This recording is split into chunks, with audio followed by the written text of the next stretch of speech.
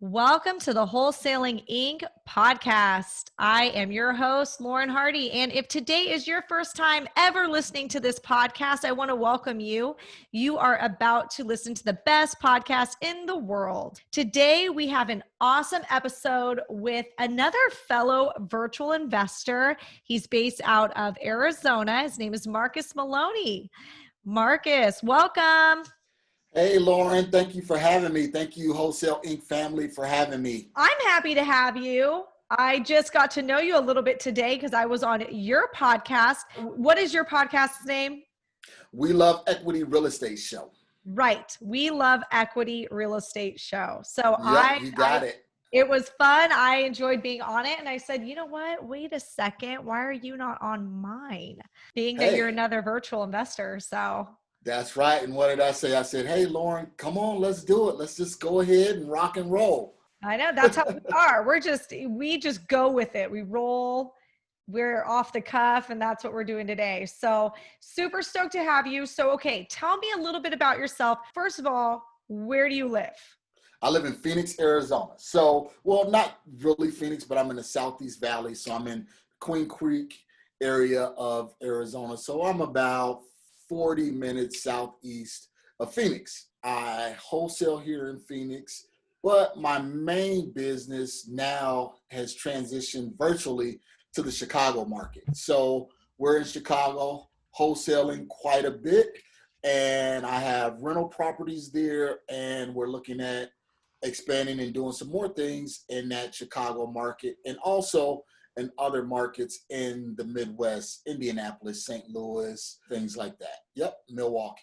I can't say I know anyone who wholesales in Chicago, so I am excited to meet you. I always get excited when I meet someone who's doing deals in areas that I've just never met anyone doing deals there before. So that's really cool. Tell me a little bit about the Chicago market. So the Chicago market is very progressive. It's a little bit different from it's a lot different from the Phoenix market in the sense that it was behind as far as the downturn. So, with Phoenix, got hit really, really hard, really, really quick.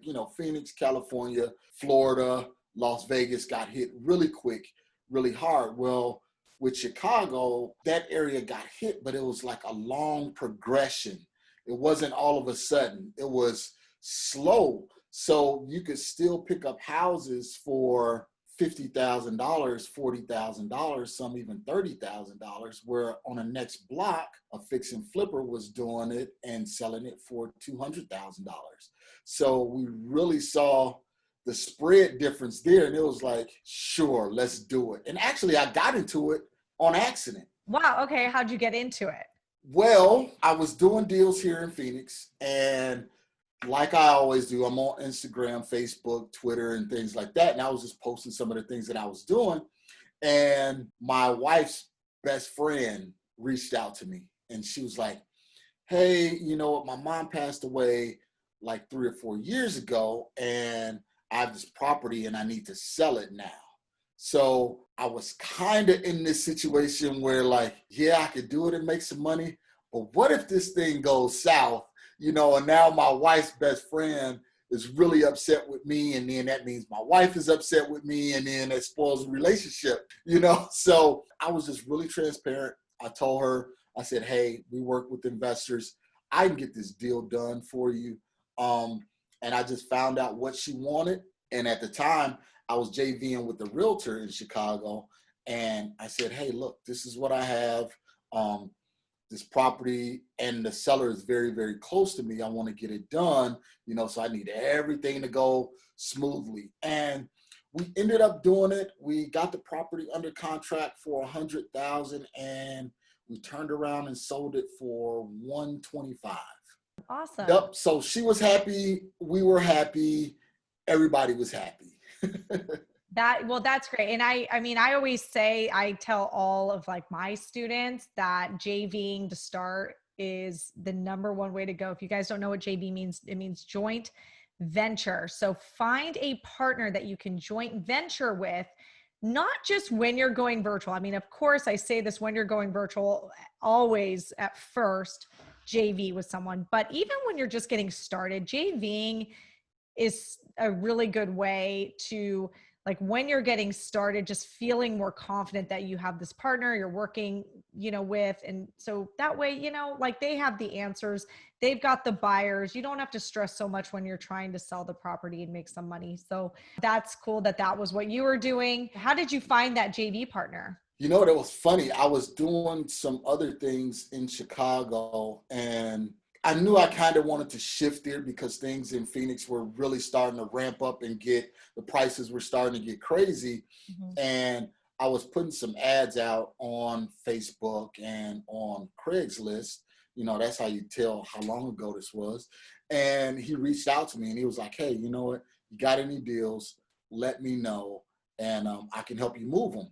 And I said, perfect. He sent me over the JV agreement, and it's been history. I'm not JVing with him anymore, but we did, I would probably say, about a dozen deals, if not more, together. And I'm a strong advocate, just like you, Lauren, to JV and partner. That's actually how I got started. When I first moved from Chicago to Phoenix, I didn't know the landscape. I didn't know what was a good area, what was a bad area, or anything like that.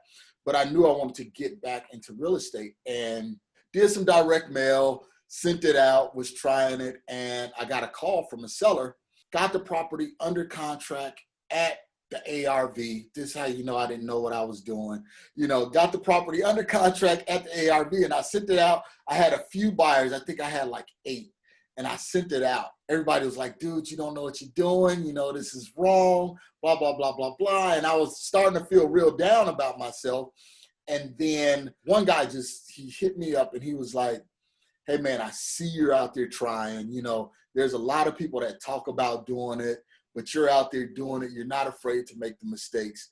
Come on into my office. Let's sit down and let's talk.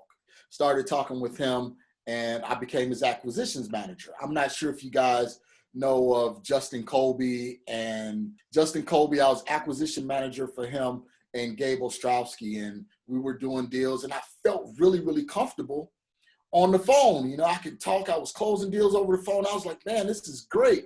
But I told them going in, I said, hey, I've always been a solopreneur, an entrepreneur. I can help you guys out. I'm willing to learn. I'm willing to do whatever you guys want me to do, but eventually I'm gonna go out on my own. So we got to that part where I went out on my own, and the rest has been history. Actually, Gabe now is partnering with me on deals in Chicago. So my once mentor is now a partner. So guys, JVN definitely works. No, absolutely. I mean, you have to partner with people who know what they're doing. You just, when you try to learn it and be a hero and do it all your own, I mean, you are just going to either look like a fool, Yep. screw up, lose money. There's so many ways that it could go wrong. So I love that you did that. And I mean, yeah, I think that that's cool that you worked as an acquisition manager from like high volume people like that. I mean, what better experience, if you don't have any experience in this business, but you have that opportunity, why not?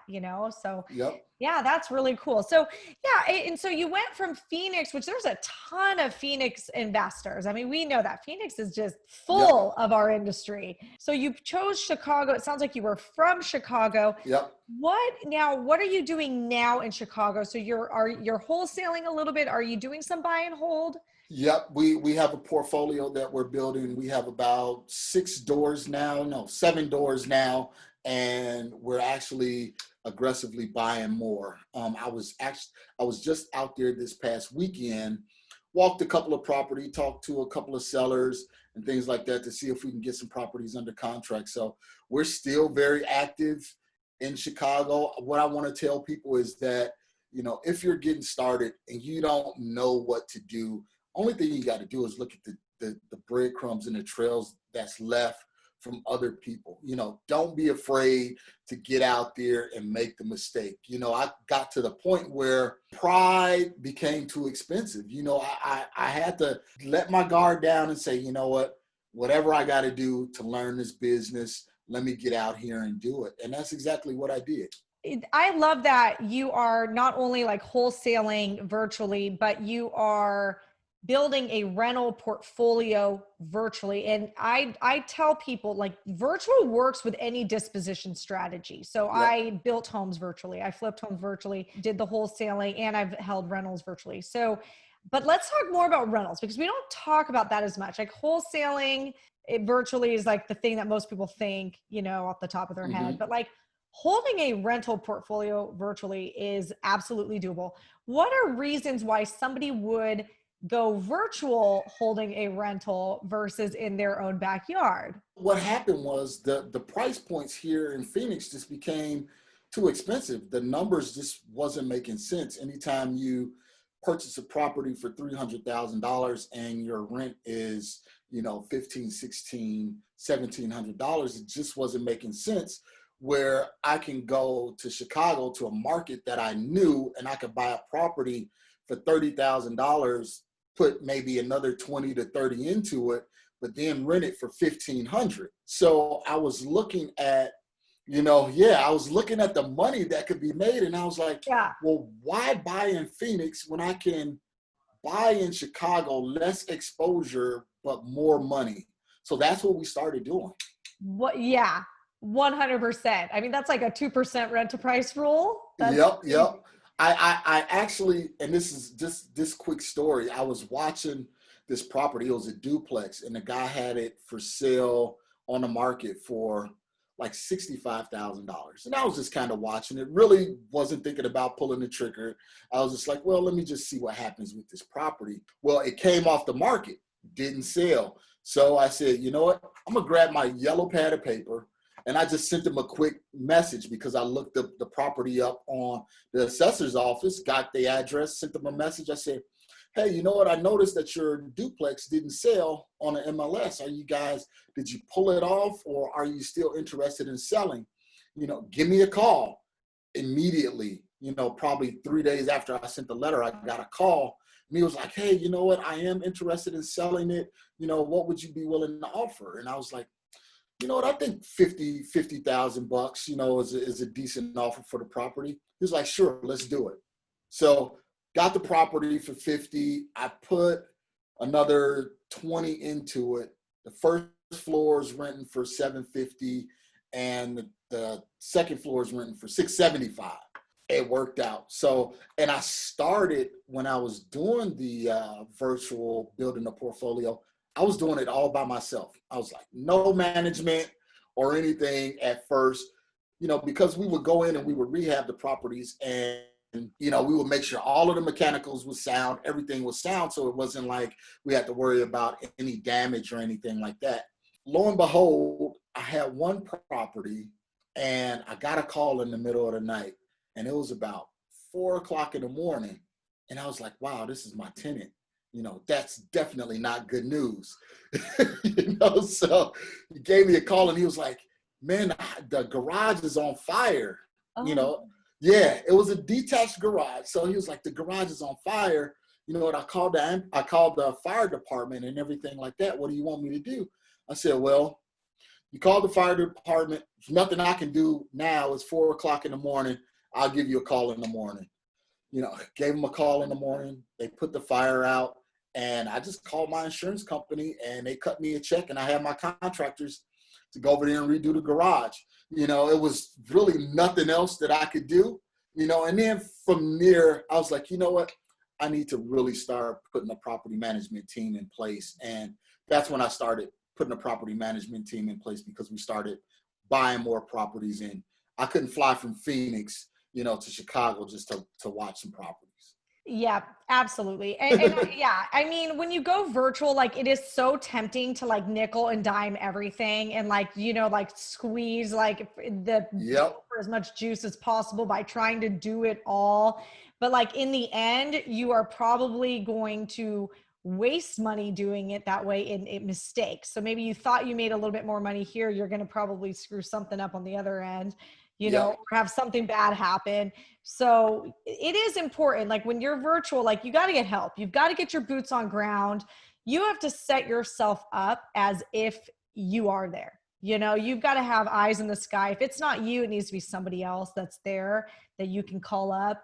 and say, hey, that first of all, if it's a property manager, like the tenant should be calling the property manager for the money. Right. Yep. Now, Yep. you have better things to be doing. No, I mean, still like really cool. Like, you were living in Phoenix. It wasn't making sense to buy rentals there. You didn't let that stop you. You went back to it sounds like your hometown Yep. Yep. in Absolutely. Chicago and made it happen there. And I Yeah. think that's great. Yeah, and that's what I tell people is there's opportunities out there. If it's not in your own backyard, maybe you need to go 2 hours away, or maybe 4 hours away. You can still find deals. You can't let roadblocks stop you from doing what you're trying to do. And that's definitely what I tell people. Yeah, I mean, absolutely. A lot of times people go virtual out of necessity. And it's, I mean, maybe like we're lucky that kind of like it was a necessity thing that took us there. Yep. But then look, like, I mean, you figured out like there's these returns that are bananas compared to where you're living. Yeah. Now you're like not even looking back. Yeah. I don't even look at rental property here in Yeah. Phoenix, because I'm like, well, what I can pay for a rental property here, I can buy 2 units or 4 units there and make more money there. Naturally, you don't get the appreciation that you would get here in Phoenix, but we don't invest for appreciation. We invest, for the long term. So it's like, hey, why not? Yeah. Yeah. For the consistent cash flow. Exactly. And that's what it's all about. And that's the wealth building that I tell people, yeah, you may have to get started with wholesaling because you don't have any money to get started. But once you start closing those deals, you have to be prudent with your money, and you have to put some aside and say, okay, this is for taxes. This is for my long-term wealth strategy, because you can't always wholesale for the rest of your life. Well, some people can, but for the wealth building component, you definitely need to start owning some. Absolutely. And I mean, yeah, that's one of the benefits of getting into this business. Wholesaling is a way that you can get in when you don't have money up front. It's like anybody can do it, right? You don't have to have a rich, upbringing or rich Yep. that helped you get into it. I mean, wholesaling, I started with no money. I started with a credit card. It was a way for me to get into this business, get into real estate investing with no money. But yeah, now I know how to find discounted off market deals. And now it's the other end of it is building that wealth through owning property.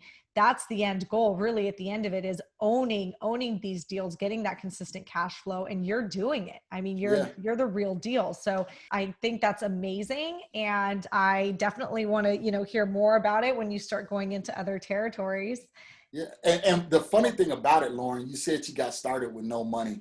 I mean, the reason why I ended up in Phoenix is my wife, she had a job and I had a job lined up. Once I moved my family and everyone out here, my job got pulled away from me. So I was here with absolutely nothing.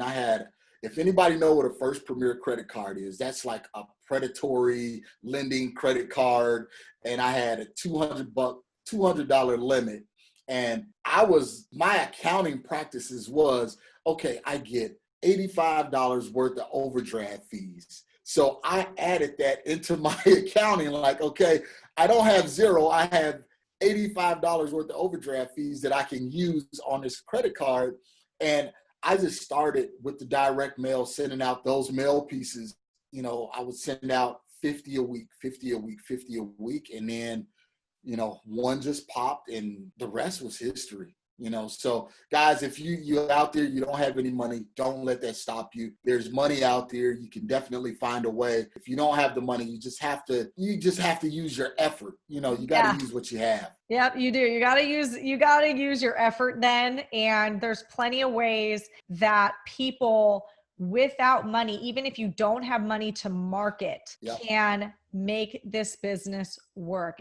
I call it beating the bushes a little bit, but you absolutely can do it. It just takes a little bit more effort. So no, that's really cool. So let's shift gears now. So you now have a podcast. How can people get a hold of you? And if they want to, learn more about you, how can we do that? Sure. I mean, the podcast is We Love Equity Real Estate Show. You can find me there. All of my social media handles are at MRCS Maloney. I have a YouTube channel where nothing but free content, everything from just starting, as a wholesaler all the way up to, doing multiple deals. You can find that information there. And my website, which is Marcus, E as in equity, Maloney.com. So you can definitely find me, just MRCS Maloney. And I am a contributor on Bigger Pockets, was just on their podcast, show number 386, 2 weeks ago. So you can find me. Just Google my name. I'm out there.